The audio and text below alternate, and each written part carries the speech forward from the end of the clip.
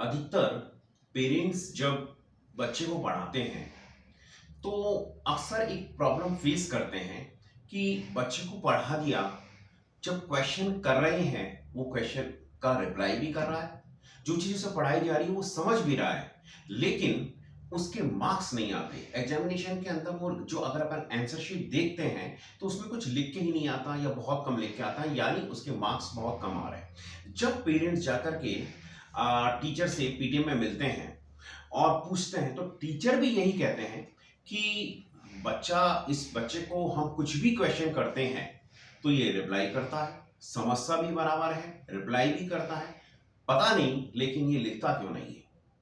तो पूछता हूं, क्या आप सोचते हैं कि ये बच्चे स्टूपिड है? नहीं।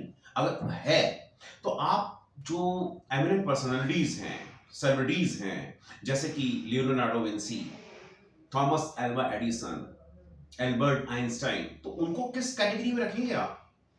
मैं आपको बता दूं कि ये जो लोग मैं कह रहा हूं, बताइए जो मैं नाम ले रहा हूं, इनका आईक्यू लेवल जीनियस यानी 140 से ऊपर रहा है। तो एक बात यह है, इससे निकल के आता है कि लैंग्वेज, रिटन लैंग्वेज के अंदर जिन बच्चों के अंदर तकलीफ आ रही है इस तरह की, उनको हम कहते हैं डिसलेक्सिया यानी लर्निंग डिसेबिलिटी। आपने मूवी देखी होगी तारे जमी पे, उसमें ये टॉपिक लिया गया था। तो रिटन लैंग्वेज स्किल के अंदर बच्चों को प्रॉब्लम रहती है। अब आपको अगर अपन बात करें कि कितने बच्चों में ऐसी इनकी प्रॉब्लम रहती है, तो हर 10 में से एक बच्चे में ये प्रॉब्लम आ सकती है, यानी 10% ऑफ द पॉपुलेशन में ये प्रॉब्लम आ सकती है।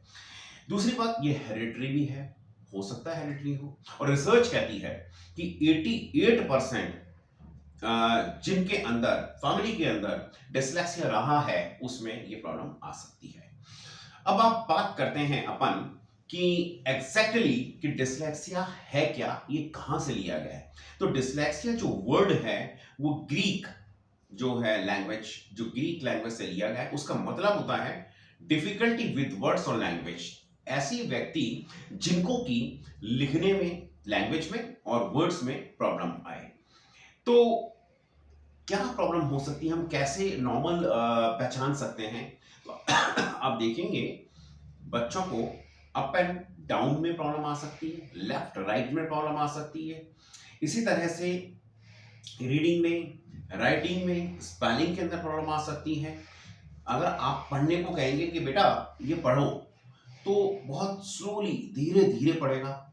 दूसरा, जैसे फिंगर है, मतलब ऐसा ना, ऐसे फिंगर को रख के पढ़ेगा।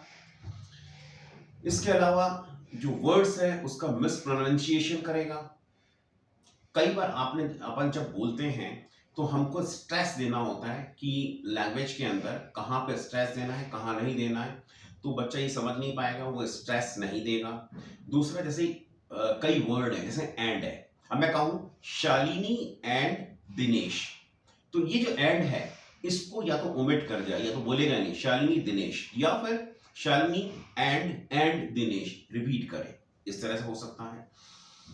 जहां मतलब बच्चे को ये मालूम है कि क्वेश्चन मार्क क्या है, एक्सक्लेमेशन क्या है, कहां पे पंक्चुएशन, ये मालूम है कि पंक्चुएशन क्या चीज है, लेकिन उसका यूज में नहीं लेता। इसी तरह से हो सकता है कि लेट चलना सीखे, लेट बोलना सीखे। तो ये कुछ प्रॉब्लम जो है डिसलेक्सिया में दिख सकती है। लेकिन अगर आपके बच्चे में इस तरह की प्रॉब्लम आपको फेस करनी पड़ रही है तो आप घबराए नहीं, किसी एक्सपर्ट से कांटेक्ट करें। Thank you. यदि बच्चा गर्दन नहीं संभाल पाता, बिना सहारे बैठ, खड़ा या चल नहीं पाता, सेरेब्रल पॉल्सी से ग्रसित है, तुतलाता है, तो संभावित उपचार हेतु संपर्क करें दीपक KM hospital, Vidyadhar Nagar, Jaipur. For appointment call 9829071858।